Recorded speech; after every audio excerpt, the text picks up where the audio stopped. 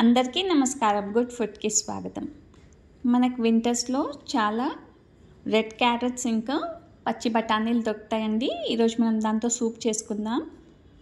దానికి ఇక్కడ 1 cup of క్యారెట్ని గ్రేట్ చేసి పెట్టాను. కావాలంటే మీరు చిన్న పీసెస్ లాగా కూడా కట్ చేసి పెట్టుకోవచ్చు. ఇంకా మనకు కావాల్సింది 1 కప్ బఠానీ. ఇక్కడ కార్న్ఫ్లవర్ తీసుకున్నానండి, 2-3 టేబుల్ స్పూన్స్. కొద్దిగా దాల్చిన చెక్క, బిర్యానీ ఆకు, పుదీనా ఇంకా కొత్తిమీర.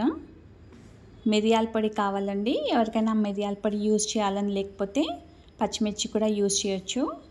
తగినంత సాల్ట్ ఇంకా బటర్.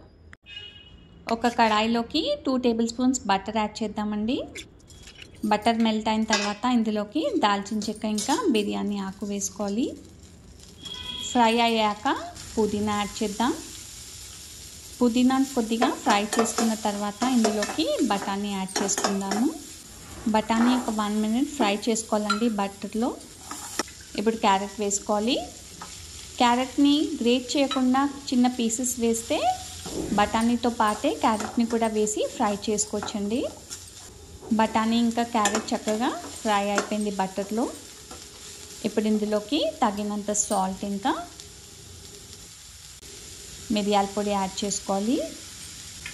ఇంగ్రీడియంట్స్ అన్నీ చక్కగా మిక్స్ చేసుకున్న తర్వాత ఇందులోకి 5 కప్స్ ఆఫ్ వాటర్ యాడ్ చేసుకోవాలి.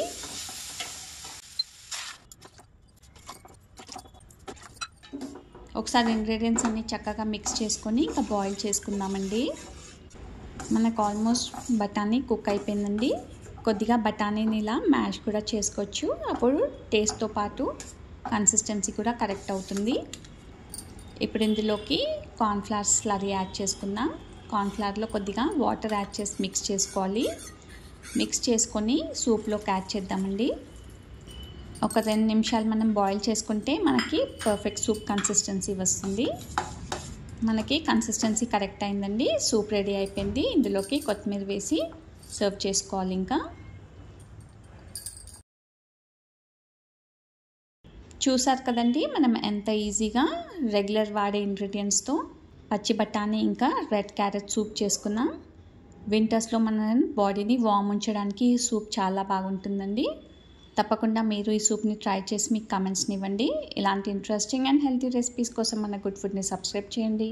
అందరికీ కూడా షేర్ చేయండి. Thank you.